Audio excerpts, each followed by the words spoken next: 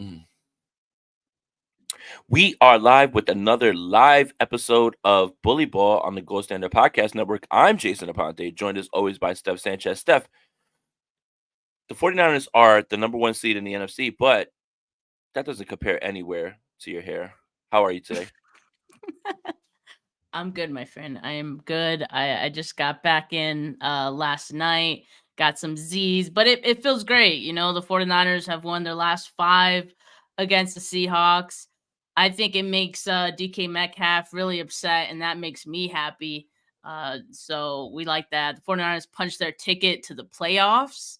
They currently sit at the 1 seed. Thank you, Cowboys, for that. We're still not friends, but thank you. And Wow. I don't know, the vibes are immaculate right now. The vibes are really immaculate, and I don't know. Street's been saying like this team is giving them that 94 vibe.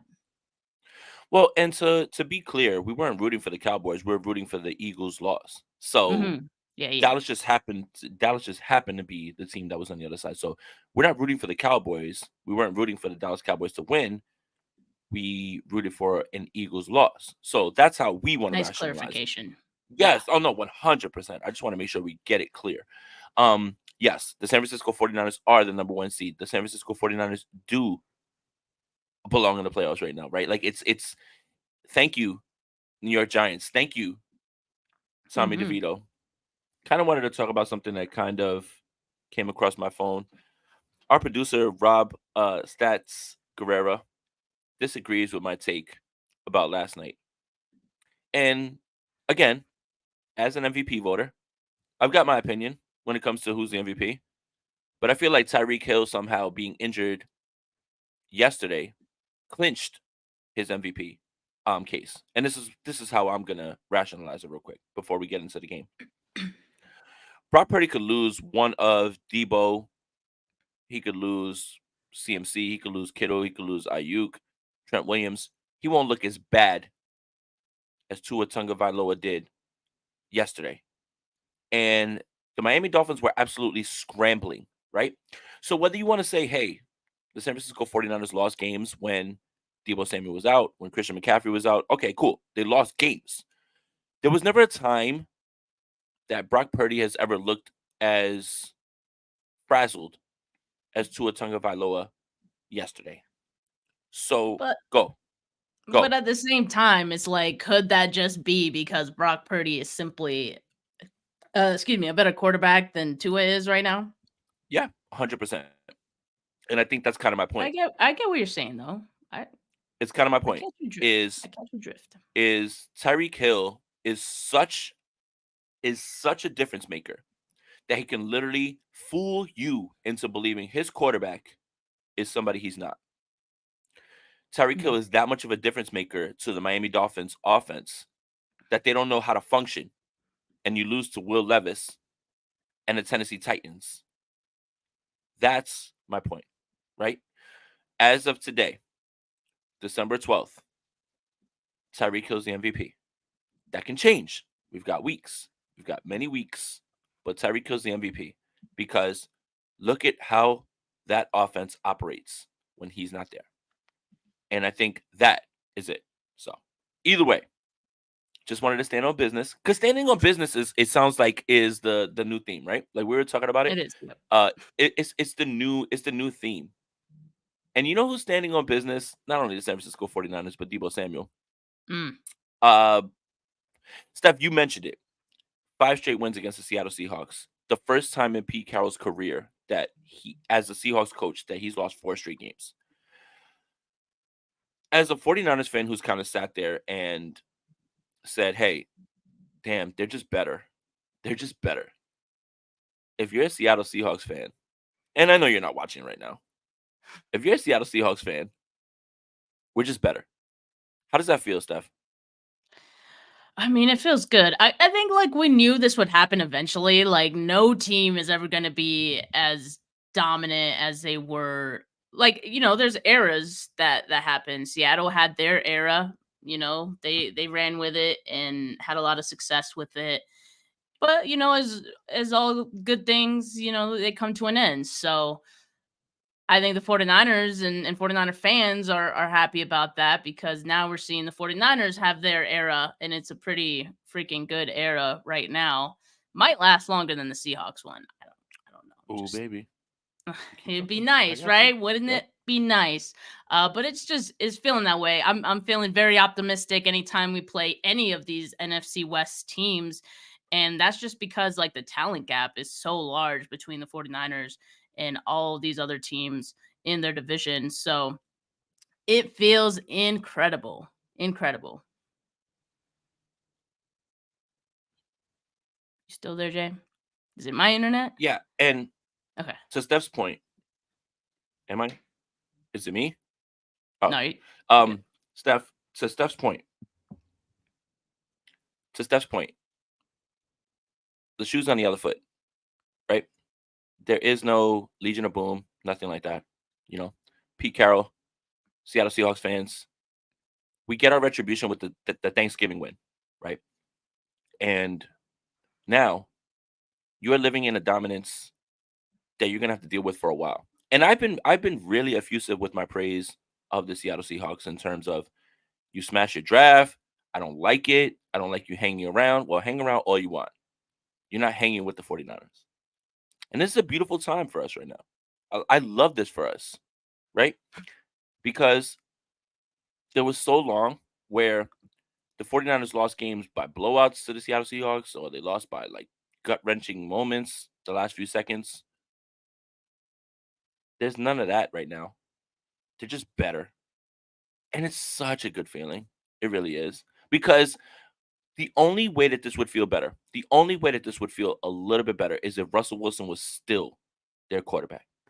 Because then we'd be able to say, like, hold that. But he left. He wanted to go somewhere else, you know, um, duck the smoke, as the kids would say.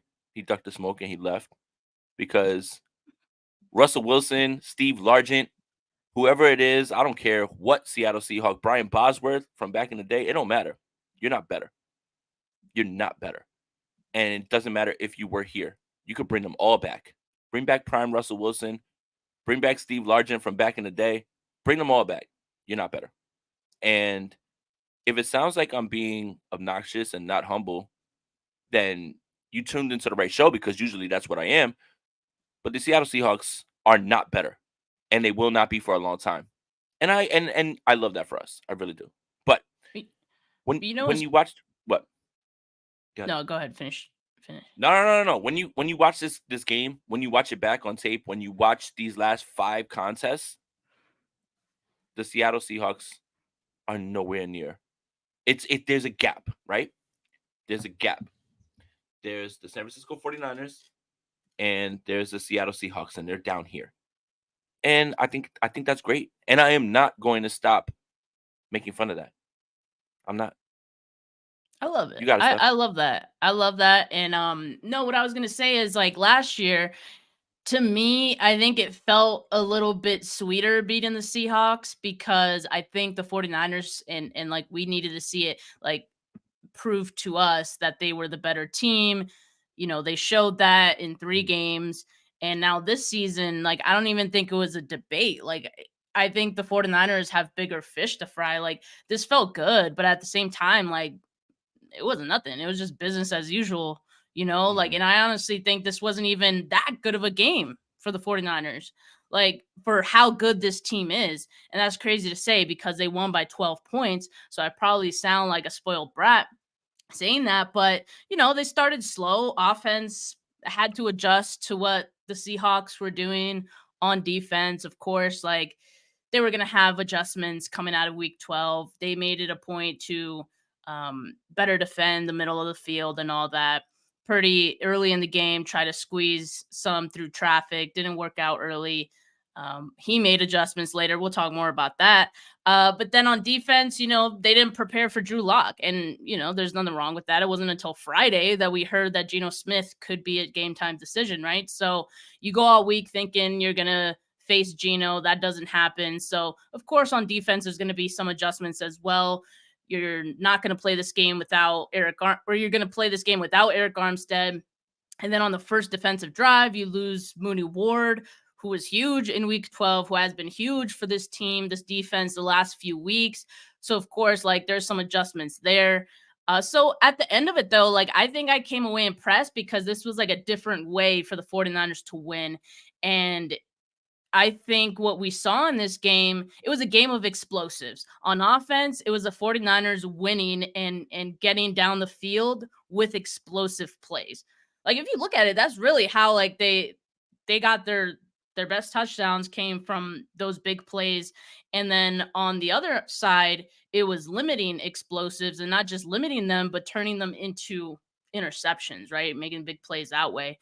So it's just a different. I think these last few weeks, 49ers have shown us that they can start to win a multitude of different ways, and there's not much you could do to stop it.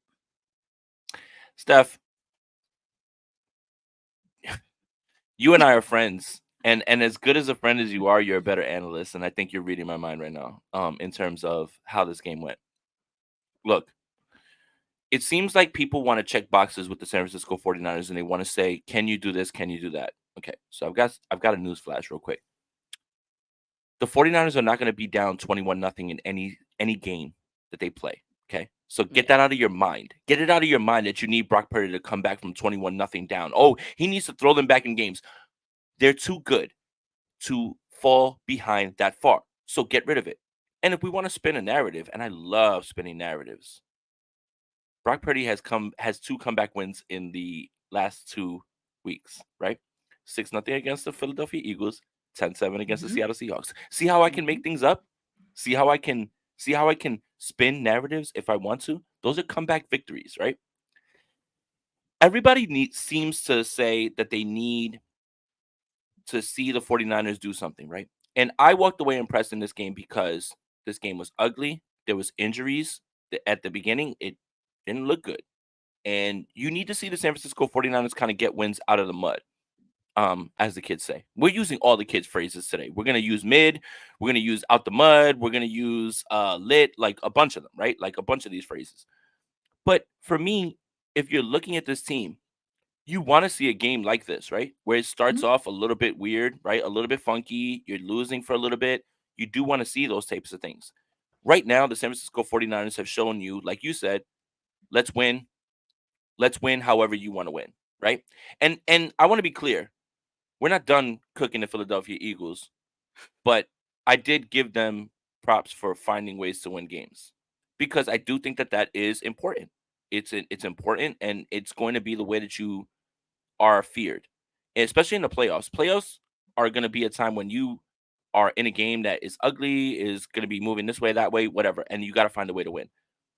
So props to the San Francisco 49ers for finding a way to win, right? Like in a game where you lose Javon Hargrave for some time, you lose Mooney Ward for a little bit, and we're going to talk about Steve Wilkes also, by the way, because I'm going to stand on business. What happened?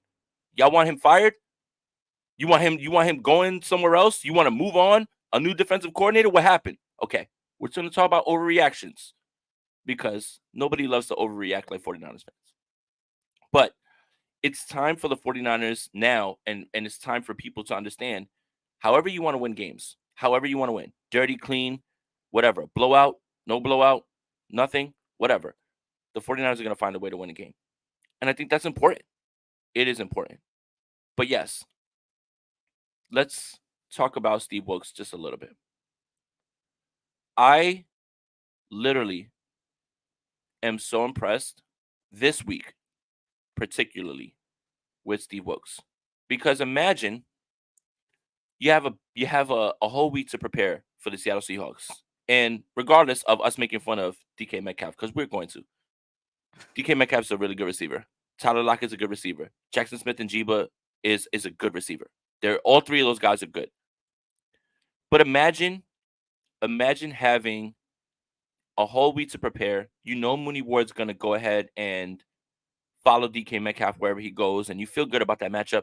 And then Mooney Ward leaves, not in the first quarter, not in the first half, the first 5 snaps, he leaves. Mm-hmm. And then you're Steve Wilkes, and you have to change your entire approach. My goodness, Steph. It's not about him leaving the booth. Relax, 49ers fans. You tried to fire Robert Saleh.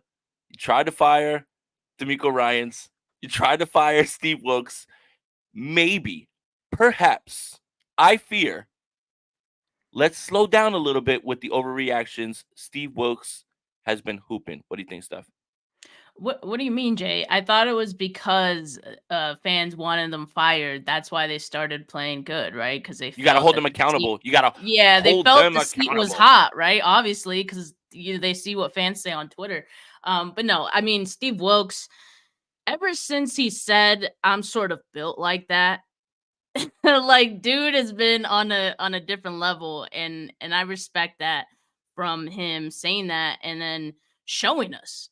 Ever since he said that, like we have seen it with our own two eyes, and I think this game was a great example of everything that he's kind of put together these last few weeks.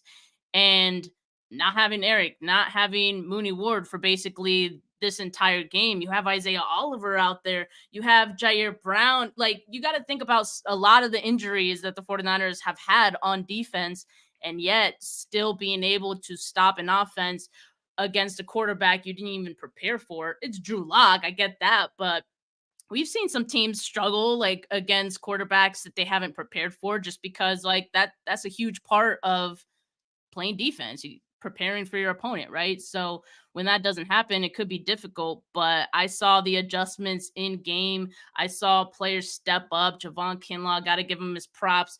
Nick Bosa has been like everywhere lately. His run defense has been, I think, What do you much mean, Steph? He improved these got paid last and few weeks. disappeared. Nick Bosa What? got paid and disappeared, Steph. Well, I mean, we're This is what gonna I'm slander saying, Ray. all the This is what I'm overreactions. saying, Jay. Like all of the things that people said this week or this year about any of the players has completely gone out the window now. Like, isn't that crazy? It's because I guess we kind of speak it into existence, like, reverse Right, psychology. right. So because people were talking crazy about Kinlaw too, uh, Yep. in the off season, and he's found a nice role for himself on this defense. And man, I got to give props to a lot of the guys that stepped up, and they did their job. Like that's what you ask for in a defense, and they gave the offense opportunity too. When Brandon Ayuk fumbled that football, Steve Wilkes saying, like, "Don't worry, we're gonna get it back. Like, we're gonna get it back to Yeah. you No. guys," Well, and and he he's like, did "Don't that. worry." He was like, "Don't worry." Stood Yep. on I business. saw that too. Yeah. Yeah. And So you know what's crazy? You're in the stadium and you noticed that. Is that you noticed again on the no, I watched the broadcast? game over. I actually didn't notice Oh, watching it, but I watched the game over, and I saw someone else tweet about it. So I was like, oh, well, that's yeah. nice. That's nice. He I mean, absolutely told Brandon Ayuk, "Don't worry about it. Like, let's go, let's go." And you're the defensive coordinator. You have nothing to do with offense. Yes, 100%. it just feels like, earlier in the season or during the lose streak, we're talking about the team feeling like disconnected, not just like the defensive line to the secondary, but even just the offense from the defense even felt disconnected. Like it wasn't complimentary football in those losses. And now I'm just seeing like more unity from the team in general. And I don't really know if it's, just having to play these really important games in November, December that kind of has got them gelling and building that chemistry. But I don't know, it's kind of cool to see. Like you see it play out on the field and how these guys are playing for each other. And it's cool. I think that's part of what's helping them win these games and helping them look like they are this dominant team because they're playing together as a whole unit. So glad you brought up Jair Brown Mm. because I want to Oh, talk about bone, Tig. bone. I want to talk. Why I did they want to talk call him about my man Hufunga Tig. on the broadcast though? Did you I catch that? mean, listen. We do PFF grades, and I've got a lot of issues with the PFF grades on offensive line. Because Trent Williams has a clean sheet, literally gave up nothing, and he ends up with a 60.9, grade. I'll never understand it. But we need to do a PFF grade on Kevin Burkhardt and Greg Olson, who I think are great. Like I think they're great, but my goodness, man, they made a lot of mistakes. But I want to talk about Jair Brown because, and Rob, cut the clip and make sure you double it with this because I'm going to reiterate what I said. I'm not downplaying Talanoa Hufanga's loss. But Jair Brown's skill set is so similar to Mhm. Talanoa Hufanga that you were going to get this type of performance. And you are going to lose just a little bit based on rookie, someone who's played, and someone who hasn't, right? You're going to lose a little bit in terms of the defense. But skill sets are so eerily similar that you weren't going to get a drop off. Tig is the same player, essentially. Fast, downhill, ball hawk. The ball finds its way into his hands. He's got 2 interceptions in 4 games. He didn't miss any tackles, so we can dispel the narrative about Jair Brown missing tackles. I'm tired of it. I don't know who made it up. Struggling. Struggling, right? Huff does not tackle way better, Rob Gotti. And I want to explain it this way. The same concerns that you had about Hufanga were the same concerns you have about Jair Brown in terms of, hey, just needs to refine this, refine that. He's missed 3 tackles in almost 200 snaps. On what earth, especially these are your first 200 snaps, on what earth is that a bad tackler? What earth? Jair Brown is a baller. And I'm tired of it. I don't want to hear it anymore about, like, oh, we're nervous. I heard a narrative. Logan Ryan was brought in because you were concerned about Tig and his tackling. Give me a break, please. And I'm being nice. I'm trying to chill. I just had my coffee. It's starting to hit now. Please, give me a break. Give me a break. There's no way that you brought in Logan Ryan, who's 30-something years old, because you were so worried about Jair Brown's tackling. And if you were feeling like that, then Talanoa Hufanga would have been replaced when it was. But their skill sets are so similar. And I am not trying to downplay Hufanga, who is an all-pro at all. Trust me, I'm not. But it goes back to the fact that Steve Wilkes is putting these guys in good position and that they have the same exact skill set, and you can literally run your defense the same exact way and allow Tig to play well, man. He's hooping. Jair Brown is hooping, and I'm very happy. And I think this is a glimpse into the future because you're going to get Jair Brown and Talanoa Hufanga, and they want both those guys to be ball hawks, play fast, get the ball and find it and just play downhill, play fast. Shout out to Jair Brown, man. 100%. I mean, it's incredible to see that they were able to have a 3rd round pick that actually plays football and plays well. But that's also Ambry Thomas. So I want to ask you, Steph Sanchez. I feel like Diamador Lenore stepped up greatly. And I love that we're just talking about the defense. We haven't even gotten to the offense yet. Diamador Lenore steps up right when Mooney Ward goes down. He played like a dog. Yeah. There's something that needs to be said about Ambry Thomas, Steph. I mean, I don't know what to say. I don't know what to say anymore at this point because it's almost like a Lifetime movie, right? Let me be the narrator real quick. What if I told you a player could, be buried on the depth chart? And then and look at Ambry Thomas and look at him right now, right? Like, and look at how he's playing, Steph, right? Ambry is hooping right now as well too, right? Isn't that a good thing? Oh, I mean, it's a great thing, but at this point, like, I've kind of come to expect it, haven't you? Like, I'm not surprised anymore, and I think that's just because these last few weeks since the bye week, pretty much, he's been putting on a pretty great performance for this team, and I mean, that's exactly what they need out of these reserve guys who need to step up. I mean, I didn't see Isaiah Oliver do anything egregious either in this game as opposed to some others that he's had, but he, the guys on the outside, I think, made the job easier for everyone else too. And that's tough to do when you lose a guy like Mooney Ward, right? And you got to step up, and suddenly Lenore's having to cover DK Metcalf and Ambry Thomas, probably on, I don't think it was shadowing, but Tyler Lockett is also a great receiver. Smith and Jigba also a great receiver, right? So you got to look out for all that. And there were times where Drew Lock just couldn't find anyone open, right? And he had to scramble out of the pocket. He took some sacks too. So that's all due to the coverage. And the secondary as a whole is just playing some really good football right now. Like, they're all locked in. And I do want to take a second to talk about Jair Brown, and because people are talking about, oh, like, he's still taking some bad angles and all that.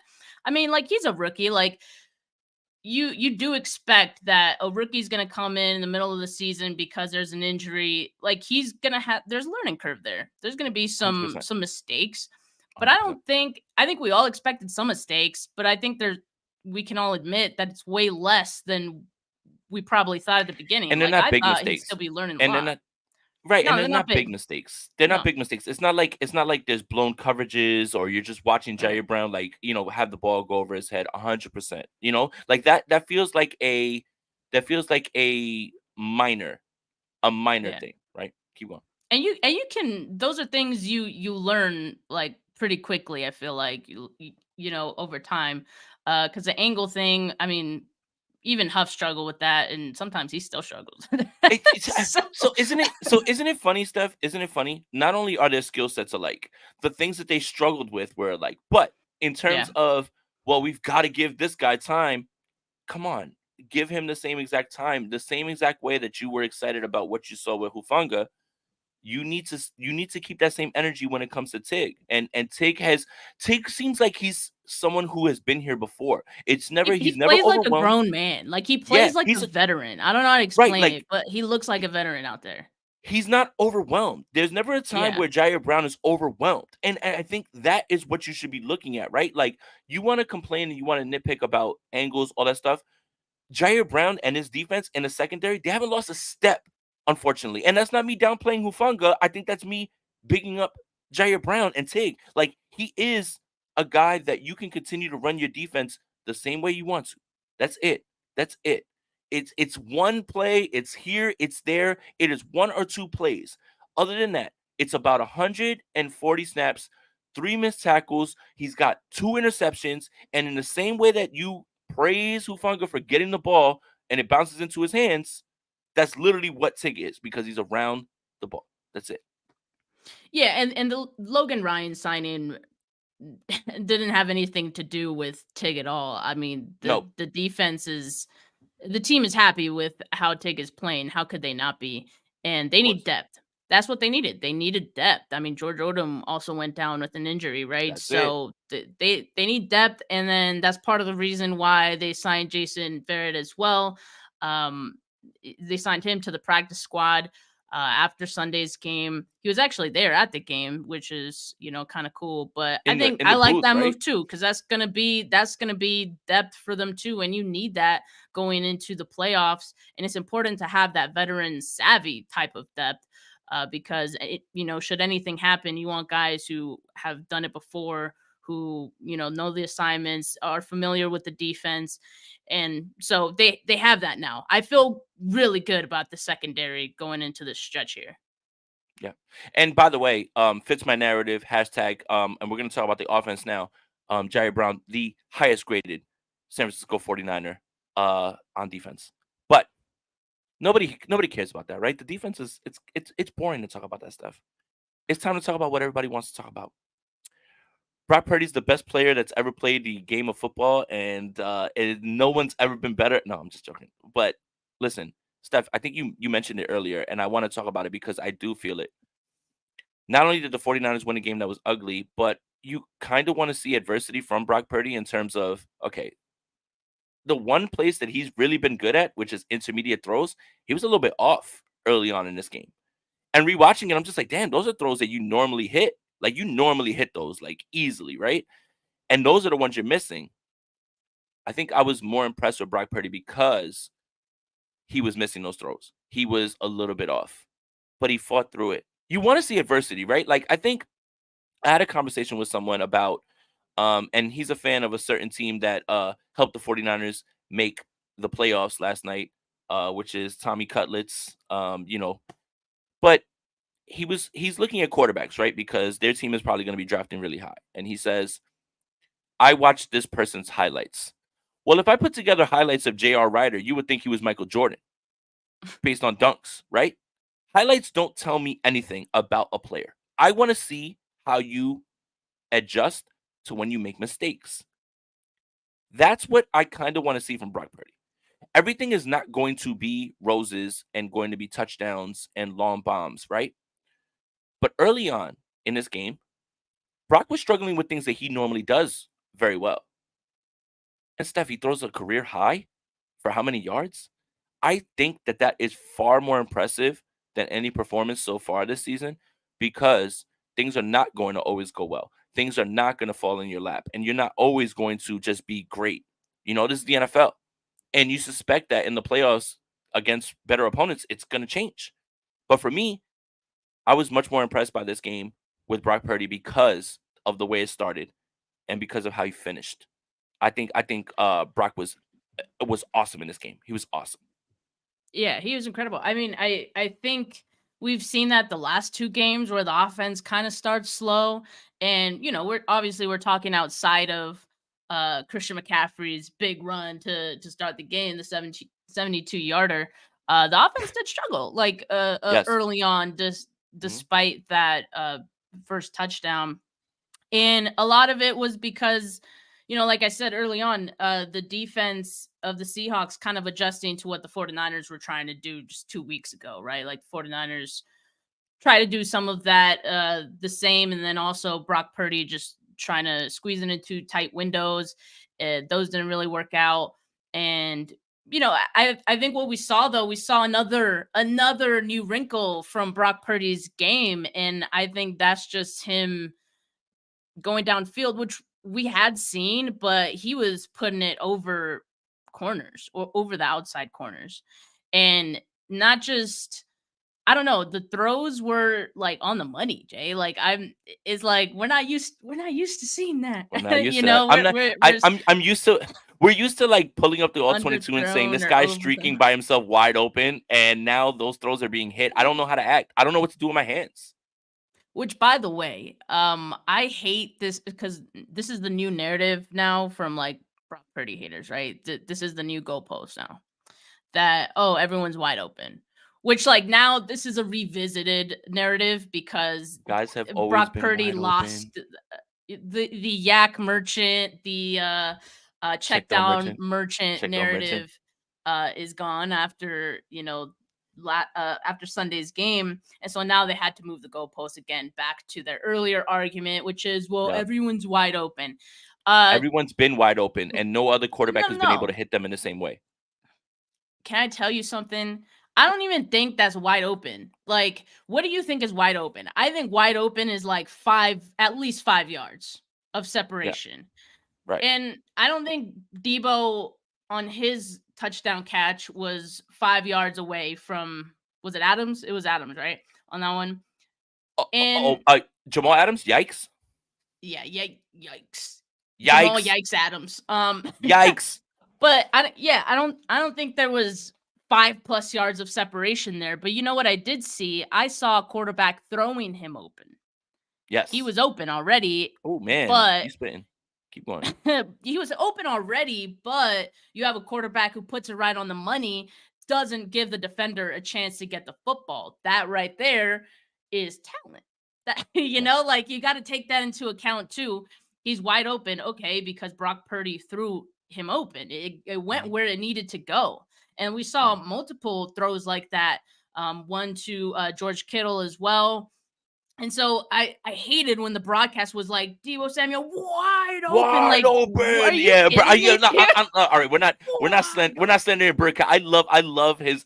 He has such a good announcer voice. Like he definitely like yeah. Deebo Samuel wide It's just open. the over, what is the word, It's dramatized. dramatizing it. Yeah, Yeah, yeah, yeah. yeah. But I can hear Kevin Burkhardt with the 2019 game. George Kittle at the 40, down like down, and there's a penalty marker. Like he has such a good voice. Like we're not gonna slander Yeah, that, but no, no, yeah, no. yeah. But Great. you're right about the whole idea about being wide open. I think that like there is like a perception that like guys are like 10 yards away from people. That's not wide open in the NFL. It's just not. No, and as a quarterback, you still got to throw it in the right spot, and we're seeing Brock Purdy do that. That's why it looks easy. That's why Yeah, it looks like the throw is like, oh well, that's easy. yeah, No, it's not. You see so many quarterbacks struggle on that. We've seen it for how many years, and Brock Purdy's already making that look easy. I think that's yep. impressive. It feels like every single week he's adding something new to his game that like we hadn't seen before. And it's like, Mhm. wow, like you're doing that too? Oh my God. So it's just really impressive. I'm really happy that Brock Purdy is the quarterback of this team and that he continues to improve. And it's crazy Yeah. because he's doing all these improvements and adding these new wrinkles in season. Remember, he didn't have an off season to improve on any of these things. Imagine Mhm. what he's going to look like next year. That's why I'm like, 100%. man, I don't even care if Brock Purdy isn't the MVP this year. Right? Fine. I Fine, right, okay? It's only his second right, season and the right. kid is getting better. He's going to have another Mhm. shot at it. Like, Yeah. yeah. Yeah, look, um, and shout out to Wolf Life Wild, for the donation. Let's get them super chats going. Niner Gang, LFG, is a kid show or a family show, so I don't wanna, like, put that out there, but shout out to Oliver for holding it down. Same for Kinlaw, Jerry Brown, etc. Like and subscribe 100%.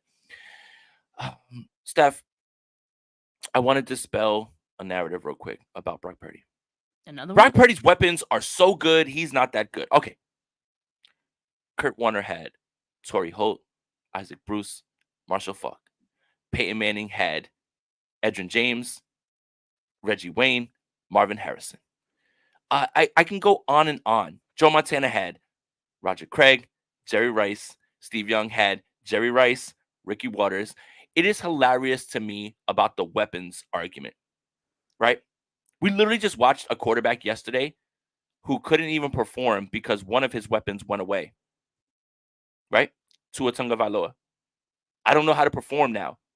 Funny, funny, right? Right, Steph? Funny. He needs he needs weapons. He needs weapons. Wait a minute. Let's take it a step further. Patrick Mahomes is struggling because he doesn't have a number one wide receiver. Oh my good. Oh my goodness. The great Patrick Mahomes needs help. He needs help. Oh, but when it's Brock, it's against him. Everyone needs playmakers. Everyone. Every single quarterback who has ever played the game of football needs help. I'm tired of it. I want to knock this one completely out of the park. I don't want to hear it anymore. Patrick Mahomes, he's struggling and having the worst season of his career, which, by the way, his worst season is probably better than many people's best seasons. Yes. That's what's funny about Patrick Mahomes. But oh my God, Patrick Mahomes needs help. He needs a wide receiver. He doesn't have any number one wide receiver. When Josh Allen struggles, oh, they need to run the football. We need a running back. Why is it that every single person you can make an excuse for and say, well, they need help? But when Brock Purdy has it, it's a way for you to knock down Brock Purdy. I'm tired of it. I'm really tired of it. I really am. Justin Herbert, when he struggles, oh, it's his offensive coordinator. It's his coach. Oh, it's this and it's that. Come on. Are you serious? Every single person needs help, including the great Patrick Mahomes. I want to knock that one out of the park. I'm tired of it. I don't care. I don't care anymore, man. Joe Montana is literally surrounded by some of the greatest playmakers of all time. Roger Craig is the prototypical running back, right? Literally, Roger Craig ran so Christian McCaffrey can run faster. He didn't walk, right? Like literally, that's what. Like I don't understand the argument. I really don't. It's the dumbest argument. It sounds stupid. You sound dumb when you bring up playmakers because you are literally going to go out of your way and say Patrick Mahomes is struggling because he needs playmakers. Okay, I thought he was so great. So he don't need nobody. He can throw the football to himself, right? No. Come on. Stop it. Brandon says, as 49ers fans, are we just looking at Brock Purdy with rose-colored glasses? If you're a Cowboys fan, you're going to say that Prescott's the MVP. Brandon, I will say that Dak Prescott's doing what Dak Prescott does every single year, and the Dallas Cowboys are doing what they do every single year. They are beating teams that they're supposed to beat, and ha ha ha ha ha, that means you, Philadelphia Eagles, because you're not that good. They're literally beating teams that they're supposed to beat. And they do that every single year. Every single year, set your watch to it. The Dallas Cowboys beat teams that they're supposed to beat. And then everyone goes crazy, and the national media runs with, are the Dallas Cowboys this? Are they that? Can I ask you a question real quick, Steph? Who was the last team to beat the Dallas Cowboys at AT&T Stadium? They're still in. Oh well, they're still undefeated this season, Who's the which last means the team? last Who's the one last team? was the 49ers. It certainly was. I'm so glad that you brought that up. The San Francisco 49ers are the last team to beat the Dallas Cowboys at AT&T Stadium. And that was with Jimmy Garoppolo and a bum, thumb, and shoulder, whatever it was. The Dallas Cowboys are doing exactly what they normally do. They beat up on this team, they beat up on that team, and they're not in that same class as them. And then everyone starts to look at them and say, "Oh my God, the Dallas Cowboys." They're not like that. No one's scared of the Dallas Cowboys. Now, I included the Philadelphia Eagles in that because I think the Philadelphia Eagles are, in fact, not like that. We're using more kid slang. They're not like that. They're not, though. You're not that guy, pal. You are not that guy, pal. Okay. But for me, if you're the Dallas Cowboys right now, or if you're a fan of the Dallas Cowboys, of course you probably think that Dak Prescott is the MVP. But you also probably thought that Troy Aikman is one of the greatest quarterbacks of all time when he was just a guy who was. We're talking about getting carried. Troy Aikman was like a game manager his whole career, right? It kind of helps, right? So I don't care what a Dallas Cowboy fan thinks. You could think that Dak's the MVP. He's not. I have a vote. I will go to my cold grave before I vote for Dak Prescott as the MVP. I will literally vote for anyone other than Dak Prescott. And not because I think he's a bad player or that he doesn't deserve it. He's just not. He's not the MVP. He's just not the MVP. He is not. There's no way you can have them against. So they beat the Philadelphia Eagles. They beat the New England Patriots. And I don't care. You're beating on teams that aren't like that. Beat us. Beat someone who's real. And until they do that, I will continue to be a non-believer. I'm sorry. Lil Heater, thanks for the content. Go Niners. No, thank you about Dak Prescott. But regardless, this is not a slandering Eagles podcast, even though. You sure? Ooh, baby. Ooh, baby. You sure? Ooh, baby. Y'all are not good right now. You have a lot of problems. But on offense, let's talk about it. Deebo Samuel. I do a podcast outside of this with Andrew Pasquini. Andrew Pasquini, I'm gonna steal his quote. This is not 2021 Deebo Samuel. This is 2023 Deebo Samuel. His last 3 games, 6 total touchdowns. 344 receiving yards. Just what is it about Deebo Samuel that makes this offense go? Christian McCaffrey is undoubtedly a chess piece that makes people, lose sleep and they move around. But my goodness, Steph, this team goes as Deebo Samuel does. There's nobody. He is the heartbeat of this team. The heartbeat of this team. They go as he does. I don't want to hear it with no more discussion about it. This team goes as Deebo Samuel goes. I'm just done with it, Steph. It's him. He's the heartbeat. Yeah, for everyone who is always somehow pitting, Deebo and Ayuk against each other because of the conversation of, oh, they can't afford both of them. For one, yes, they can, and for two, they absolutely should pay both of them.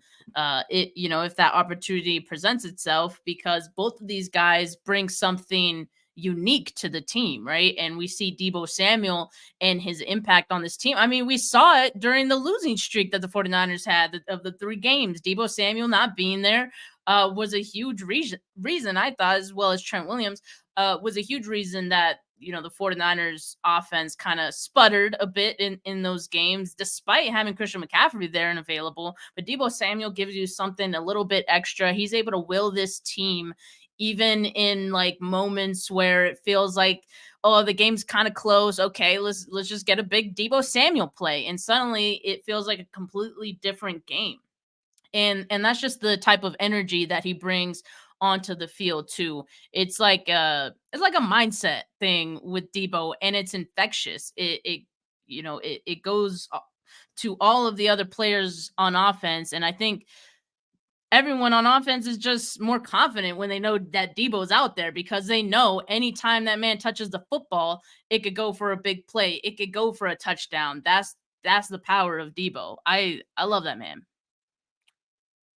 Walk in your trap, take over your trap. That is literally Deebo Samuel. That is literally that idea, right? And this team is literally running through him in every way.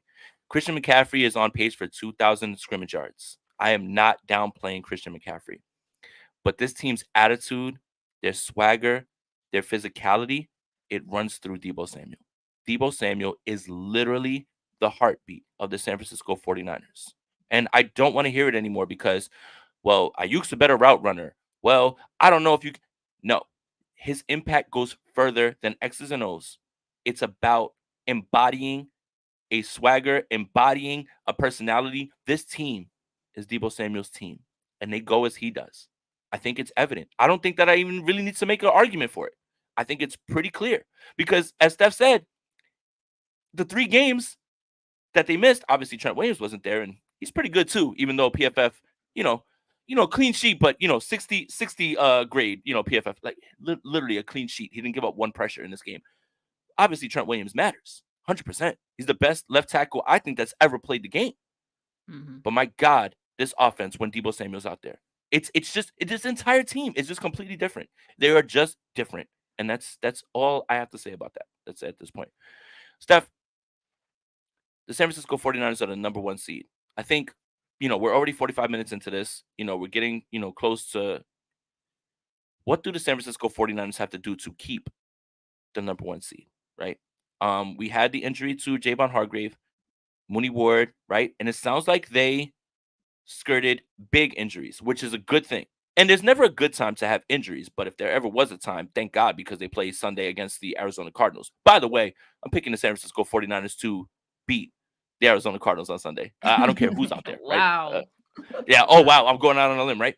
But what do the San Francisco 49ers have to do to keep the number 1 seed? Do they have to win out? Or are we just all in on the Seattle Seahawks this week? It's so gross. It is so gross. Dallas 1 week, then Seattle the next week. I don't feel right. This is not good, and I don't like the football gods for putting me in this position to having to root for these teams. Yeah, I mean, look, it's pretty clear that the Eagles are going through something right now. The Oh, Seahawks are like their next big test, I guess. Hey, the Eagles are going watch through. out! The Eagles are going through. Watch out, Danny DeVito, or not Danny, Tommy Tommy DeVito, DeVito. Tommy DeVito, against that Eagles team could be interesting. The Eagles are Real going through Italian something. New Yorker right there. The Eagles are going through fraud syndrome, right? Like they're trying to fight they're the going through fraud flu. something. They're going through the fraud Fraud flu. They're flu. trying to Oh figure my out. god. They're trying to figure out. Yeah, they're getting over the fraud flu, and it's kind of just being exposed. But yeah, keep going. I'm sorry, Steph. So yeah, I mean, I think the Eagles find their way in because I just don't simply think the Seahawks are it, despite them, putting up as many points as they did against the Cowboys. Sure, like it'd be great if that happened. I'm just not counting on it. So I'm still thinking the 49ers do have to win out, the rest We're of out. this season. And because they control their destiny, right? Why leave it up to anyone else? 100%. You control your own narrative here, your own story. So the best way to do that is to just continue winning games. And obviously they want to. It's not like they're sitting back now and thinking to themselves, well, we got it now, so we could chill. No, Right. I mean they definitely want to secure it, and in order to secure it, like you got to continue to win. So Yeah. yeah, I think that's what they're gonna have to do. Obviously, the next big game on the schedule for them is against the Christmas Ravens, Day. Christmas Day. So that one will be really interesting. But I still feel good about the 49ers. They're gonna be at home. Uh, I don't know. I think they're gonna be able to do it. Yeah. And again, winning out is obviously the goal, right? Like you're not going to try to lose games or anything like that. And nobody knows what could happen, right? I think it was a few weeks ago where I said, oh my God, the Detroit Lions and their schedule. Well, now look, Yeah, you lose to the yeah. Chicago Bears, you lose to the Green Bay Packers. All right. Well, you're on fraud pack watch now. Now you're in that same bucket, right? Um, and kind of to Steph's point about the Baltimore Ravens, I mean, I hate to give praise to the Los Angeles Rams, but my goodness, man, they played the Ravens right to the gun, right? Like, and they Yeah, kind they of did. showed something a little bit, right? And I think we can all agree the San Francisco 49ers are more talented than the Los Angeles Rams. So anything can happen, right? Um, it begs the question that the San Francisco 49ers, right? If the 49ers want to do what we think they should do, what we all want them to do, the 49ers would not lose a game for how many weeks? Because you're talking about going into that game in February and not the Pro Bowl, and you haven't lost a game. So it's right there in front of the 49ers right now. When you talk about controlling your own destiny, it's there. Like, you have to take care of business. I think if I ever want to be let down, then I would root for the Dallas Cowboys actively, because nobody lets you down like them. So, they still have some games to play as well. But if the San Francisco 49ers just want to keep what they have, all they have to do is control their destiny, right? Arizona, probably a win. Baltimore, spoiler alert, I'm going to pick the 49ers to beat Baltimore.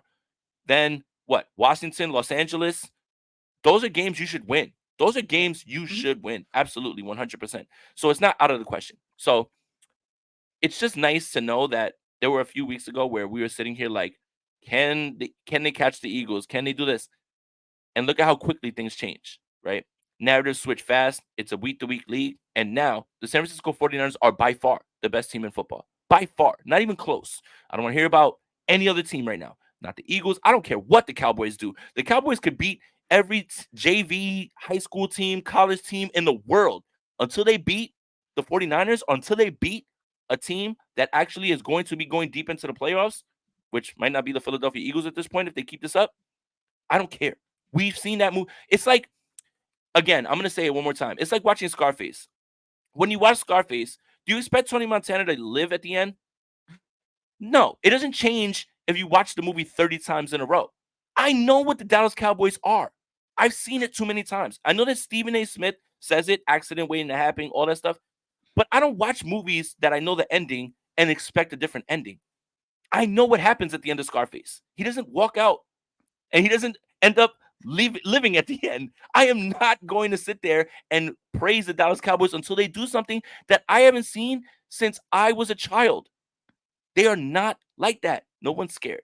The San Francisco 49ers right now control their own destiny, and as long as they keep winning games, they're going to be fine. And they will, as long as they're healthy. Okay? Steph, Yeah. is there I anything just else? want Can to we like say, slander the can we slander no, the I just want to Philadelphia say, Eagles just a little bit? comparing the Cowboys to Scarface is I saw hilarious. look, That's anyone who insane. is you know what's funny is there's gonna be someone who listened and watched this podcast and it's like, Tony Montana dies at the end of Scarface. Spoiler alert. Like that. Um, it's like, I'm not comparing it to Scarface. I'm just trying to think of a movie where the guy doesn't live at the end, and he's not a good guy by the way. Like, Tony Montana's not a good guy. But yeah, I've seen it. Like, spoiler alert, Scott Broyle says. It's just, again, I've seen this movie too many times. I know what happens at the end, right? Like, I know that Al Pacino's character Tony Montana does not make it at the end. So why would I right now like watch that movie and say, "Oh, he might make it this time"? I know what you are. You're not that guy. You have not ever been that guy since I've been a child. So why would I now change that? Steph, you That's said good. that Yeah, I've been that's on, good. on a little bit of a heater these last few weeks, He man. has It's been. so easy. Yeah, you It's have but been. it's so easy to talk about this team right now. It really is. It's super easy to talk about this team.